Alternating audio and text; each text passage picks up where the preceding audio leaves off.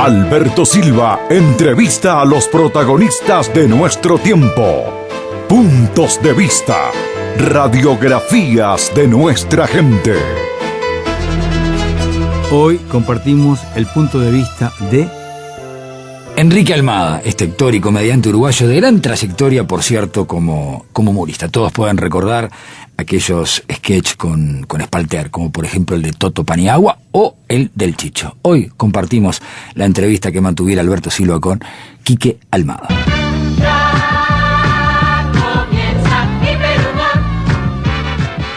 ¿Cuál es el humor de los uruguayos?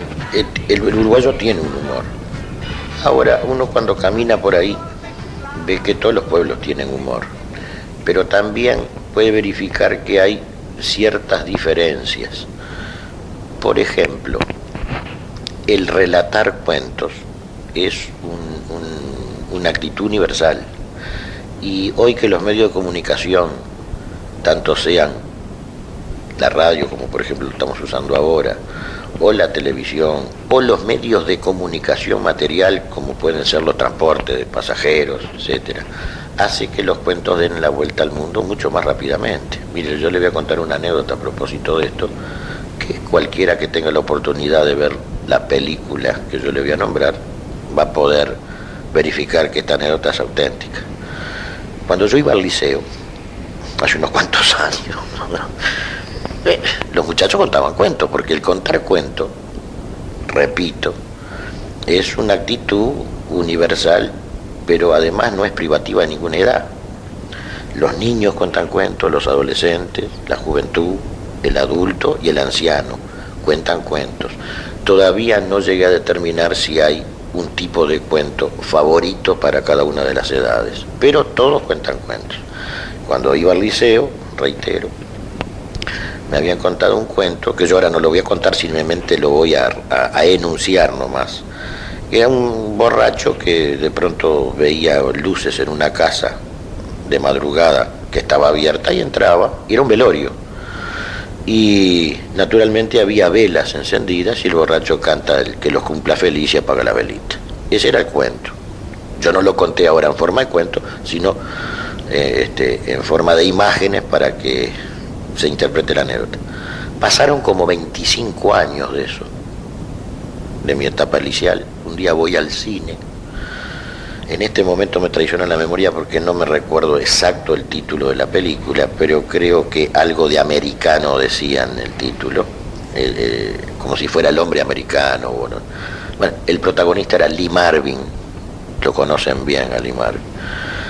Lee Marvin viene borracho en un momento, entra a un velorio, apaga las velitas y canta Happy Birthday to You. Yo pienso que los guionistas de esa película oyeron el cuento en Estados Unidos, que es el país de origen de esta película, y lo encontraron que era una situación tan graciosa que lo ubicaron dentro de su guión y salió en la película. Esto demuestra que hoy en día usted cuenta un cuento en Santiago de Chile el jueves 12 y el domingo 15 es 12, 13, 14, 15, lo pueden estar escuchando en Barcelona o en Vancouver o en Tokio. Ahí está. A pesar igual de esta situación universal, hay perfiles propios, característicos. Exacto, de cada eso pueblo. iba. Ahora, para completar la idea inicial. Así como a todo el mundo le gusta contar cuentos y repetirlos, incluso aquel que se siente más creativo le da su toque personal. Y de ahí la diferencia entre la calidad del resultado obtenido. Cada pueblo tiene su idiosincrasia, y una de las ramificaciones de su idiosincrasia es el humor de ese pueblo. Por ese detalle que encontramos que de pronto ciertas gentes tienen un humor más ingenuo. Es tradicional la sátira que se hace en estas latitudes del humor ese simple alemán, por ejemplo. No quiere decir que los alemanes sean simples, pero tienen un matiz humorístico para ciertas cosas que denota que hay cierta ingenuidad humorística, valga la redundancia. Estados Unidos tiene un tipo de humor que nosotros lo podemos ver porque nos llega mucho material de eso a través del cine y de la televisión. usted vea que una serial, aunque pierde en la traducción y en los doblajes a veces el sentido original, uno puede interpretar ahí, lo puede así separar como un humor americano. Los brasileños tienen un tipo de humor, los mexicanos tienen un tipo de humor, y los rioplatenses tenemos un tipo de humor, pero que no es idéntico. Esto de que yo diga rioplatense es porque ciertas cosas se parecen, pero los pueblos del Plata no son idénticos, son muy parecidos, pero no son idénticos. Y esa diferencia que nos lleva a encontrar una identidad, también la encontramos en el humor. Yo pienso que el platense de la costa oriental es menos directo, es más sutil. Esto no es una crítica a los hermanos de Allende Plata, pero acá se es más sutil. Ahora, ¿por qué? Yo creo que hay un porqué, y pienso que ese porqué se debe en cierta medida al acceso que ha tenido el uruguayo a la cultura.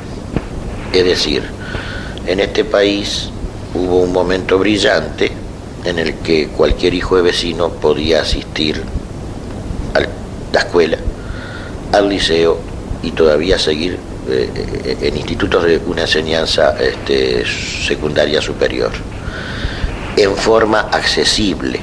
En los países que nos rodean, cercanamente, y en los que están más alejados, sabemos que eso no era así, y en algunos no es, sigue no siendo así.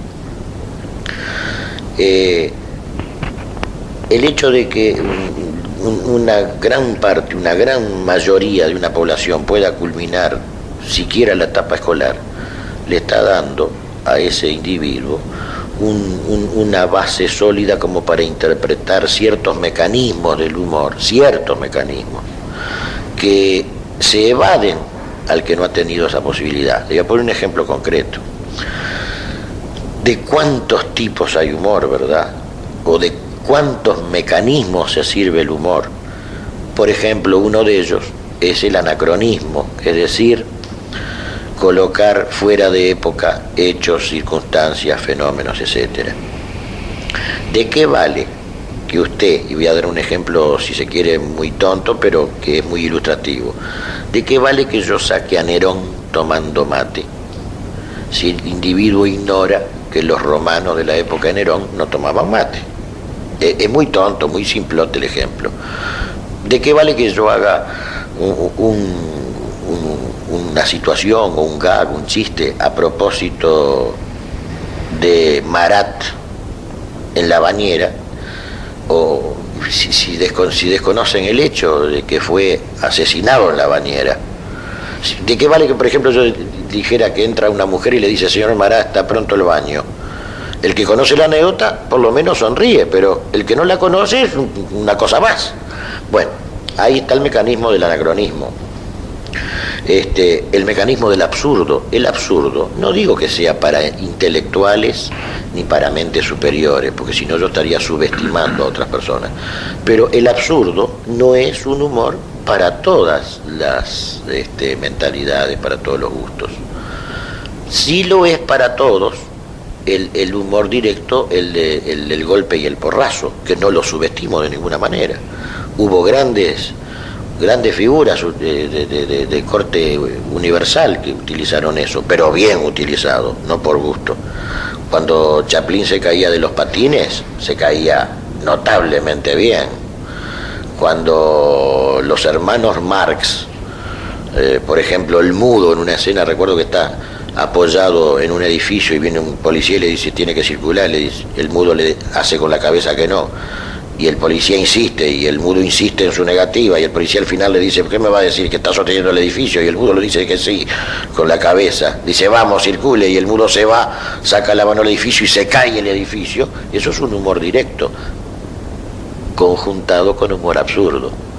Pero ese absurdo es tan directo que también lo recepciona perfectamente bien un espectro muy amplio de gente. Nosotros tenemos un humor y un sentido del humor que nos da una identidad humorística con respecto a otros pueblos, a otras gentes. Aunque hay comunes denominadores, ¿verdad? Hay comunes denominadores. Esa escena que yo le digo del edificio que se cae, del mudo de los hermanos Marx, lo van a disfrutar hasta los esquimales. Hoy estamos compartiendo este punto de vista de Enrique Almada en la entrevista que mantuviera allá por mediados de los años 80 Alberto Silva, con este uruguayo, con este humorista que supo, bueno, lucirse en Telecataplum, Jaujarana, Upumor, Pocomicolor, Hiperhumor, de Calderón, bueno, quizás uno de los íconos del humor uruguayo. Mario Benedetti, en El País de la Cola de Paja, dice que aquí tiene mucho éxito la caricatura política, la sátira política, porque en el fondo es un pueblo medio cómodo, o al menos era en aquella época que él lo describe. Prefería ver ridiculizados a los políticos a enfrentarlos en forma personal, diciéndole lo que allí veían se le decía. ¿Usted comparte o no este concepto? Yo comparto ese concepto y agregaría algo con todo respeto para Benedetti, que no solo los políticos, sino todo ser que se encuentre en un entorno de actividad seria, lo que más teme es justamente que lo señalen en forma humorística. No sé por qué. Se le teme más al humor que a una acusación en serio. Porque el humor a veces está acusando, o está señalando, o está denunciando.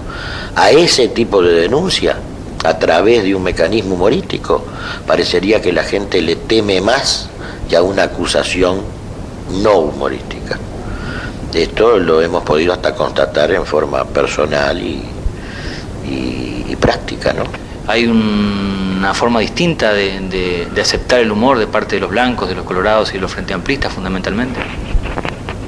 En algunas personas sí lo hemos podido verificar, afortunadamente, siempre con resultado positivo, ¿no? Pero pienso que cada una de esas personalidades no puede prescindir de la colectividad política a la que pertenece. Entonces de pronto lo que cierta cosa a un sector le cae en forma humorística, a otro sector le hiere una susceptibilidad, a pesar de que reconozca que de pronto tiene humor eso, pero ya donde le hiere la susceptibilidad, y no estoy hablando para nada de un ataque personal o una agresión o eso que se llama meterse en la intimidad de la gente, que eso no lo veo bien de ninguna manera. No lo veo bien no como humorista, sino como ser humano. Hay cosas que son personales, íntimas, y que hay que dejarlas ahí. A mí tampoco me gusta que se me metan en la intimidad. Ahí tiene otra diferencia entre los que hacen humor, por lo menos como actores. Ya no hablo del que hace la caricatura o la literatura humorística. Hablo del actor. Ahí tiene otra diferencia entre el uruguayo y los actores, esto entre comillas, es una palabra que odio, de la farándula, como dicen las revistas especializoides. Nosotros conservamos más nuestra intimidad, no explotamos la intimidad como uno de los factores promocionales. No es nuestra intimidad elemento de promoción. Usted ve que eso en otros lugares, mientras hay gente que sí lo conserva eso, hay otros que lo explotan, que es para nosotros bastante horroroso, ¿no? ¿Usted no cree que con el correr de los años ha ido perdiendo algunas características de humor nuestro pueblo debido a un montón de circunstancias? No, yo creo que lo que pierde es la sonrisa. Eso no sé si se pierde, pero se desdibuja. O se usa menos, al menos. Claro, se desdibuja, pero creo que está latente ahí, está como la canción de aquella que cantaba Frank Sinatra, te tengo bajo mis pies. Está ahí, los músculos están, el espíritu está, el corazón está y la mente está. Basta que uno pueda hacer sonar esa nota por simpatía, como cuando suena un instrumento. Yo toco un re en el piano y hago sonar un re en la guitarra, por simpatía, sin que nadie la pulse. Creo que somos instrumentos, estamos afinados, y cuando nos desafinan se nos desaparece la nota de la sonrisa, ¿no? ¿Cómo ve usted que en este año y medio que ha transcurrido de democracia prácticamente no se hayan notado cambios en la televisión? Hay gente que condena muy duramente esta situación. ¿Que no se hayan notado cambios dónde, perdón? En la programación televisiva. Bueno, ese ya es no harina de otro costal, pero es un tema más viejo que la democracia y el proceso juntos. Nosotros no tenemos una fábrica de televisión en este país. Nosotros tenemos estaciones que repiten televisión o repiten cine, y en muy escasos casos la televisión se hace. Acá no hay televisión nacional para mí, y se lo está diciendo una persona que justamente hace más de 25 años que trabaja en la televisión y que fundamentalmente trata junto con sus compañeros de equipo que cada día trabajen más. Lo que pasa que nosotros, por ejemplo en Decalegrón específicamente, ¿qué más quisiéramos que trabajaran 50? Lo que pasa es que no pueden, es como el seleccionado. Que juegue fulano, que se ponga fulano, pero hay 11 lugares, más de 11 lugares no hay. Bueno, en Decalegrón había menos de 11, ahora ya hay 17. Y nosotros quisiéramos que fueran 35. Pero lo estamos haciendo. Estamos en movimiento. Aún con todo esto, yo le digo con absoluta honestidad que este país todavía no tiene una televisión nacional. ¿Pero por qué no tiene una televisión nacional? ¿Por problemas económicos o porque no hay una voluntad política de que lo tenga? Las dos cosas. Sí, ahí es la suma de los factores. Porque yo no digo que nunca, miren, y cuando fui el reclamante abanderado número 1, que lo fui, porque incluso estábamos en movimientos con mucha gente, tratando de amparar el trabajo, no solo del actor, porque cuando habla un actor, el que escucha piensa que el actor piensa en él nomás. No, ¿sabes cuánta gente trabaja alrededor de un programa de televisión, como alrededor de un programa de cine, de un programa de trabajo de cine? No es el actor es el rostro de eso nomás. Pero la gente tiene que pensar que alrededor de un actor siempre hay productor, director, escenógrafo, utileros, electricistas, carpinteros, diseñadores, modistas, costureras, etcétera, etcétera, y sigo. Es una fuente de trabajo maravillosa cualquiera de estas actividades. Llámele teatro, llámele televisión o cine. Por supuesto, la televisión tiene más posibilidades que el teatro. Ahora, en este país somos pocos, eso es evidente, lo cual significa un mercado pequeño. Entonces, cada vez que se pone en movimiento una producción, la producción trata de justificar el mercado al cual va dirigido el producto. Y por si todavía fuera poco, no exportamos televisión. La única vez que se exportó televisión lo hicimos nosotros, con este mismo programa de Decalegrón. Y digo bien exportar, porque Argentina y Chile compraron este producto. Pero hay una cosa que es graciosísima, que a nosotros dicen, pero ustedes, acá hay un programa que viene de Buenos Aires, increíble, que nosotros tengamos que salir de acá a hacer programas en Buenos Aires y en Chile, y hemos hecho en Venezuela, ahora hemos hecho algo para España, y acá, finalmente, el producto se va a comprar con nosotros para salir acá. Pero ¿cuántos casos hay de esto? Es más que excepcional. Es inaudito, ¿no? Sí. Quiere decir que nosotros no solamente no tenemos un mercado interno justificante de grandes producciones, sino que no tenemos la venta en el extranjero. Si el Uruguay un día... Yo no puedo acá en 10 minutos dar una idea ni soluciones, pero si alguien con verdadera espíritu de expansión dijera, bueno, vamos a hacer uno, no 10.000, porque creo que siempre hay que empezar con modestia. Cuidado con querer abarcar más de lo que se puede o con prometer más de lo que se puede cumplir. Eso es nefasto. Prometer más de lo que se puede cumplir.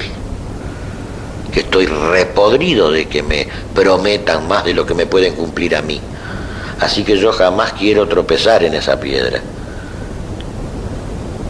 Pero una cosa, que digamos que sea un producto de exportación, podemos hacer. ¿Por qué?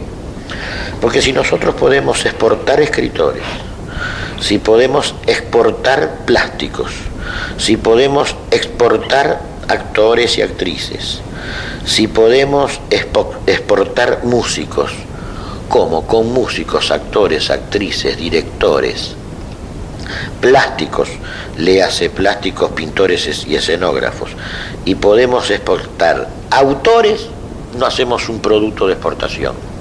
Yo la pregunto nomás, no se la contesto. Yo le hago otra pregunta. ¿Cómo ve usted que se graben constantemente tandas, por ejemplo, con actores argentinos en estudios argentinos? Que eso sí se podría hacer fácilmente aquí. Esta pregunta ya me la hicieron 80 veces y yo le digo que hace 25 años yo fui uno de los que pidió y redactó junto con otras personas que las puedo nombrar